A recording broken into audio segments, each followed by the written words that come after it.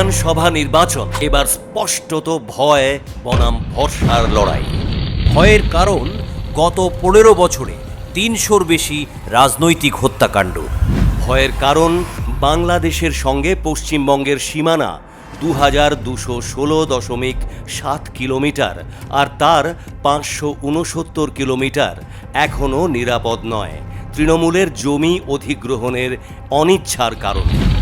ভয়ের কারণ মুর্শিদাবাদ, মমিনপুর কিংবা মহেশতলায় তৃণমূলের মদতপুষ্ট দাঙ্গা। ভয়ের কারণ আরজি কর, সন্দেশখালী, পার্ক স্ট্রিট কিংবা কামদুনির মতো ঘটনা, যা পশ্চিমবঙ্গকে বারংবার কলঙ্কিত করেছে। ভয়ের কারণ কয়লা থেকে রেশম, শিক্ষক নিয়োগ থেকে 100 দিনের কাজে প্রাতিষ্ঠানিক দুর্নীতি। ভয়ের কারণ তোলাবাজি, ভাইপো ট্যাক্স, কাটমানি আর সিন্ডিকেটের আতঙ্কে 6668টি শিল্প সংস্থার পশ্চিমবঙ্গ ছেড়ে চলে যাওয়া। ভয়ের কারণ আটকে থাকা হকের ডিএ আর 7ম বেতন কমিশন।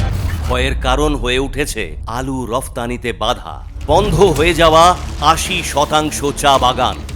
পশ্চিমবঙ্গ কেন এত ভয় নিয়ে থাকবে যখন হাতের কাছেই রয়েছে ভরসা দেওয়ার সরকার, যে দিচ্ছে সুখ ও শান্তির ভরসা, বিনামূল্যে চিকিৎসার ভরসা, শিল্পকে স্বাগত জানানোর ভরসা। তাই পশ্চিমবঙ্গবাসীর হুঙ্কার, পাল্টানো দরকার, চাই বিজেপি সরকার।